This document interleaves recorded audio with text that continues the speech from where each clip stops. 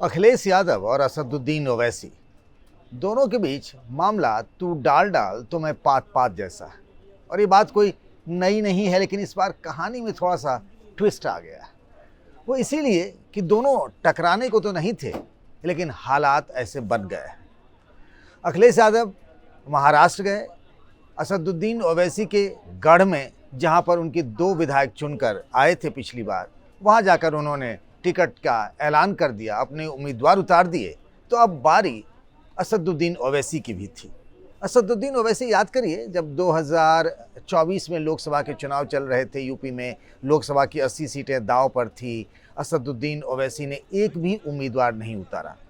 हालांकि उन्होंने पल्लवी पटेल की पार्टी के साथ गठबंधन तो ज़रूर किया, पल्लवी पटेल की पार्टी के लोग ज़रूर चुनाव में उतरे, लेकिन असदुद्दीन ओवैसी की पार्टी AIMIM ने कोई उम्मीदवार नहीं दिया।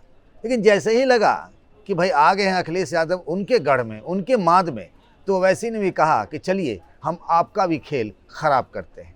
और बस इसी नीयत से असदुद्दीन ओवैसी की पार्टी ने भी यूपी के उपचुनाव में ताल ठोंक दी और उसने सीटें भी बहुत समझदारी से चुनी हैं। एक मुजफ्फरनगर की मीरापुर सीट है और दूसरी संभल की कुंदर की सीट है। कुंदर की सीट का मामला हम आपको विस्तार से बताएंगे कि जहां 62% मुसलमान हैं, वहां असदुद्दीन ओवैसी ने उम्मीदवार उतार कर क्या अखिलेश यादव की साइकिल पंक्चर करने की तैयारी तो नहीं कर ली है। मामला अभी हल्का भले लग रहा हो, लेकिन राजनीति में दांव कब पलट जाते हैं कुछ कहा नहीं जा सकता। इतना तो ज़रूर है कि अभी देखने पर ऐसा लग रहा है कि असदुद्दीन ओवैसी ने यूपी में अखिलेश यादव का खेल खराब करने की ठानी है, तो वहां महाराष्ट्र में अखिलेश यादव ने असदुद्दीन ओवैसी का खेल खराब करने के लिए बिल्कुल पूरी ताकत झोंक दी है। अब शुरुआत करते हैं विस्तार से। मैं हूं पंकज झा और आप मुझे देख रहे हैं NDTV के डिजिटल प्लेटफॉर्म पे। असदुद्दीन ओवैसी और अखिलेश यादव के बीच ये 36 वाला जो संबंध है कोई आज का नहीं है। याद करिए, जब 5 साल तक मुख्यमंत्री रहे थे अखिलेश यादव, ये बात मैं साल 2012 से साल 2017 की कर रहा हूँ, असदुद्दीन ओवैसी ने कई बार आजमगढ़ से लेकर यहीं पश्चिम के मेरठ में जनसभाएं करने की कोशिश की, लेकिन शांति भंग की आशंका के नाम पर, कानून व्यवस्था के बहाने अखिलेश यादव ने अपने मुख्यमंत्री रहते हुए कभी भी ओवैसी को यूपी में घुसने नहीं दिया।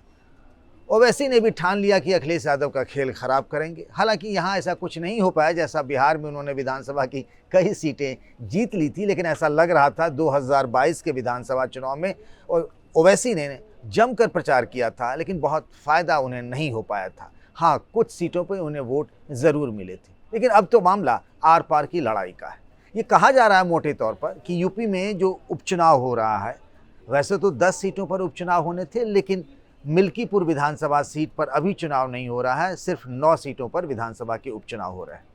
मोटे तौर पर यह कहा जा रहा है कि समाजवादी पार्टी और बीजेपी के बीच में आमने सामने की टक्कर है, लेकिन यहाँ ओवैसी ने खेल खराब करने के लिए उम्मीदवार उतार दिया है। अब इन दोनों सीटों पर सबसे पहले चलते हैं संभल कुंदर की विधानसभा सीट, जहाँ पर जियाउर रहमान बर्क विधायक थे। आप याद करिए, एक पुराने समाजवादी पार्टी के बुजुर्ग नेता शफीकुर रहमान बर्क, जो कई बार सांसद रहे, उनके ये पोते हैं। और अभी जो लोकसभा चुनाव हुआ था उसमें कुंदर की विधानसभा सीट पर समाजवादी पार्टी की करीब 50,000 की लीड थी, और ये वो विधानसभा क्षेत्र है जहां 62% यानी आधे से भी अधिक मुस्लिम वोटर हैं। तो ऐसे में और लंबे अरसे से देखें तो वहां मुस्लिम उम्मीदवार जीतते रहे। समाजवादी पार्टी का एक तरीके से गढ़ माना जाता रहा है, लेकिन ऐसा कहा जा रहा है कि वहां दांव पलट सकता है, और ऐसा दांव पलटने की जो बात कही जा रही है उसके पीछे AIMIM ओवैसी की पार्टी की पतंग की भी बात कही जा रही है। यहाँ से असदुद्दीन ओवैसी ने पहले जो चुनाव लड़ चुके हैं, यानी 2022 के विधानसभा चुनाव में जो उनका उम्मीदवार था कुंदरकी में, उसी को उन्होंने उतारा है। नाम है मोहम्मद वारिस। 2022 के विधानसभा चुनाव में मोहम्मद वारिस को 14,000 वोट मिले थे। पहले समझ लीजिए कि गणित क्या है कुंदरकी का। ये तो मैं बता चुका कि 62% वहाँ मुसलमान हैं, 2,97,000 सिर्फ मुसलमान हैं, और हिंदू वोटर जो हैं वो 1,20,000 ही, यानी आधे से बहुत ज़्यादा मुस्लिम वोटर हैं। लेकिन अधिकतर जो वहाँ वोट चुनाव वाले उम्मीदवार हैं वो मुसलमान हैं। समाजवादी पार्टी ने वहाँ से हाजी रिजवान को दिया है, जो इससे पहले भी इसी सीट से विधायक रह चुके हैं। बीएसपी की तरफ से मोहम्मद रिजवान, बीएसपी की तरफ से जो नामांकन किया है उनका नाम है रफतुल्लाह उर्फ नेता छिद्दा। चंद्रशेखर आज़ाद की जो पार्टी है, चंद्रशेखर रावण की आज़ाद समाज पार्टी, उनका जो कैंडिडेट है वो भी मुस्लिम है, उनका नाम है चांद बाबू मलिक। और वहाँ मुसलमानों में भी ना एक तुर्क बिरादरी कहा जाता है। ये वो सीट है जहाँ पर मुस्लिम में तुर्क बिरादरी ही बढ़त बनाए रहते हैं। सफ़ीकुर रहमान बर्क, जियाउर रहमान बर्क, ये मलिक भी तुर्क बिरादरी के माने जाते हैं। और AIMIM ने यहाँ मोहम्मद वारिस को दे दिया है। अब खेल क्या हुआ है, पिछली बार यहाँ से जियाउर रहमान बर्क जो है वो करीब यहाँ से 43,000 वोटों से जीते थे, और उसके बाद अभी लीड जो थी लोकसभा चुनाव में 50,000। लेकिन ये माना जा रहा है, जो अखिलेश यादव आरोप लगाते हैं कि कई विधानसभा सीटों पर कई वोटरों के नाम काट दिए गए। हुआ ये है कि जैसे लड़कियां शादी करके कहीं और चली जाती हैं तो उनके नाम काट दिए गए। कुछ ऐसे होते हैं जो मोहम्मद ज़ुबैर हो गए और ज़ुबैर मोहम्मद एक ही व्यक्ति होता है, अलग अलग नाम, मतलब नाम बदल जाते हैं इस तरीके से और उनके बन जाते हैं। तो ये कहा जा रहा है, जो हमें सूत्रों से जानकारी मिली है, ऐसे करीब 7-8 हज़ार 10,000 वोटर के नाम कट गए हैं और ये माने जाते हैं कि समाजवादी पार्टी के वोटर हैं। तो यानी आप देखिए तो 10,000 वोट कम हो गया। मतलब अभी हाल के लोकसभा चुनाव के नतीजे को देख लें तो 50,000 में से जो लीड थी 10,000 ऐसे कम हो गई। अब अगर AIMIM के उम्मीदवार को भी 15,000 18,000 आ गया तो मुस्लिम वोटों में बंटवारा, ये लीड भी कम हो जाएगी। BSP भी, उसने भी मुस्लिम उम्मीदवार दिया, चंद्रशेखर रावण की पार्टी ने भी मुस्लिम उम्मीदवार दिया। अब इन दोनों ने भी अगर समाजवादी पार्टी के मुस्लिम वोट बैंक में सेंधमारी कर दी और ये वोटर कट गया, और ये कहा जा रहा है कि जो इस बार नए नाम जुड़े हैं वो BJP के समर्थक हो सकते हैं। उनके बारे में कहा जा रहा है कि 5-7 हज़ार ऐसा हुआ है। तो अगर ऐसा हुआ तो फिर यहाँ खेल खराब हो सकता है समाजवादी पार्टी के लिए।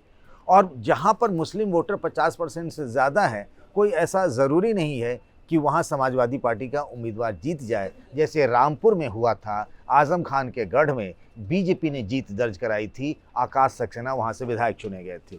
और ये भी होता है कई बार, जो बाईपोल होता है ना, उसे कहते हैं कि सरकार का चुनाव होता है। तो जो तंत्र होता है, जिस दिन मतदान होता है, कई बार ऐसा देखा गया है कि जो मुस्लिमों के दबदबे वाला इलाका होता है वहाँ पुलिस की चौकसी, सुरक्षा तंत्र ज़्यादा मजबूत होता है। वोटर उस संख्या में, उस अनुपात में जाकर बूथ पर वोट नहीं डाल पाते हैं। अगर यहाँ भी कुंदरकी में ऐसा हो गया तो यकीन मानिए कि 8वां चमत्कार हो सकता है। जैसा रामपुर में हुआ वैसा कुंदरकी में भी हो सकता है। और अगर ऐसा हुआ कि समाजवादी पार्टी वहाँ हार गई और BJP जीत गई तो इसमें एक बड़ा रोल ओवैसी का भी होगा, और तब ओवैसी कह पाएंगे कि हाँ देखो, हमने तो हिसाब बराबर कर लिया अगर महाराष्ट्र में कोई खेल खराब होता है।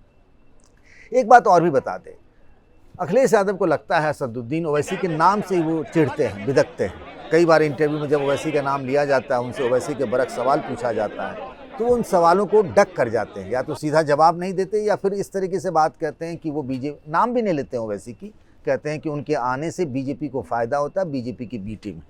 और वैसे जहाँ भी जाते हैं यूपी में चुनाव प्रचार करने, वो अखिलेश यादव के बारे में एक ही बात कहते हैं कि वहाँ मुसलमान नेता सिर्फ दरी बिछाने का काम करता है, उसकी कोई जगह नहीं है, कोई उसकी राजनीतिक हैसियत नहीं है। वहाँ सिर्फ यादव बिरादरी के हैं लोगों की इज्जत है, उनकी पूछ है। मुसलमान तो ऐसे ही वहाँ झाड़ू लगाता है और दरी बिछाता है। और ये बात लंबे अरसे से कहकर मुसलमानों को अपनी तरफ जोड़ने की वो कोशिश करते रहे। अब एक खेल अगर मान लीजिए कुंदरकी में ऐसा हुआ तो ख़राब होगा। अब चलिए मीरापुर चलते हैं।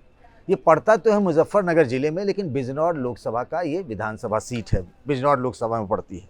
मीरापुर NDA के लिहाज से देखें तो यहाँ BJP ने ये इकलौती सीट है जो उसने RLD के लिए छोड़ दी है।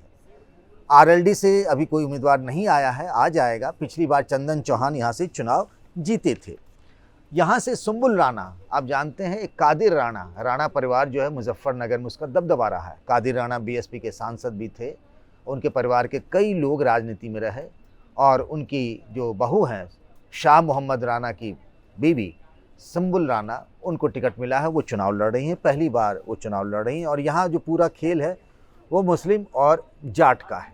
RLD को लगता है कि जाट है और उसके साथ जो हिंदू जाति की जो OBC फैक्टर है वो उसके साथ काम कर जाएगा तो उसका काम निकल जाएगा, इस आधार पर वो है। यहाँ भी AIMIM ने मीरापुर से उम्मीदवार उतार दिया है। उनका नाम है अरशद राणा।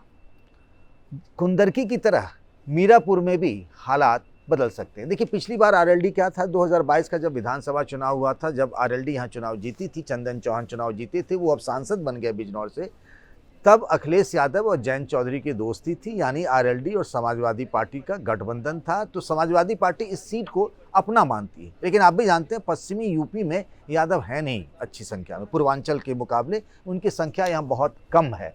तो उनका अपना बेस वोट जो है वो बच जाता है सिर्फ क्या, मुस्लिम। लेकिन अभी जो लोकसभा चुनाव हुआ था उसमें नॉन यादव OBC ने भी अच्छी खासी संख्या में वोट किया समाजवादी पार्टी को। तो अखिलेश यादव को लगता है कि सैनी, प्रजापति, ये सब बिरादरी उनके लिए वोट कर सकते हैं, जो परंपरागत रूप से पिछले कई सालों से बीजेपी के लिए रहे। चूँकि बीजेपी यहाँ है नहीं तो RLD को मान लीजिए।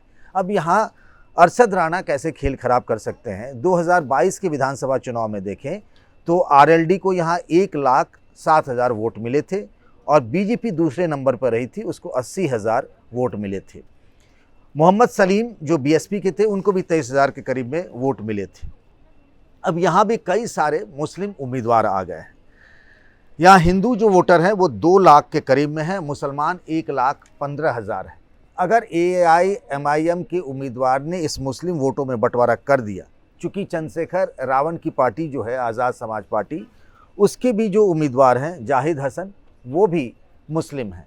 तो AIMIM, चंद्रशेखर रावण, BSP, इन सब ने मिलकर अगर मुस्लिम वोटों का बंटवारा कर दिया तो समाजवादी पार्टी की जो उम्मीदवार हैं सुमुल राना, उनका भी खेल AIMIM ख़राब कर सकती है। अगर ये 2 ही सीटों पर ओवैसी ने अपने उम्मीदवार उतार कर साइकिल पंचर कर दी तो फिर तो हिसाब समझिए ठीक ठाक ले लिया असदुद्दीन ओवैसी ने। लेकिन वहाँ महाराष्ट्र में भी ओवैसी के लिए चुनौतियाँ बहुत बढ़ गई हैं। एक तो मालेगांव सिटी पर उनके विधायक थे और धुले सेंट्रल में। और जब अखिलेश यादव गए थे 18 और 19 तारीख को इसी महीने की, तो वो इन्हीं दोनों जगहों पर सबसे पहले चुनाव प्रचार करने के लिए गए थे और इन्हीं दोनों जगहों पर सबसे पहले जाकर उन्हें उम्मीदवार उतारा। अगर यहाँ समाजवादी पार्टी जीत जाती है तो फिर तो समझिए मुकाबला बराबरी पर छूटेगा। पर देखना होगा कि आखिर कौन किसका खेल बिगाड़ता है। अब सवाल आपसे, आपको क्या लगता है कि यूपी में जब आमने सामने की टक्कर है, मुकाबला है समाजवादी पार्टी और NDA गठबंधन के बीच में, क्या ओवैसी के आ जाने से अखिलेश यादव को नुकसान हो सकता है? और क्या आपको लगता है, क्योंकि आप में से बहुत सारे लोग महाराष्ट्र पर भी आपकी नज़र होगी, क्या अखिलेश यादव को वहां जाकर ओवैसी के खिलाफ उम्मीदवार उतारना चाहिए था, या फिर ओवैसी को इस तरीके से यहाँ यूपी में उम्मीदवार उतारना चाहिए था? और महाराष्ट्र में क्या होगा ये भी आप बताइएगा। आपके राय का, आपके सुझाव का और आपकी बात का हमें इंतज़ार रहेगा। तब तक अपना ख्याल रखिएगा। नमस्कार।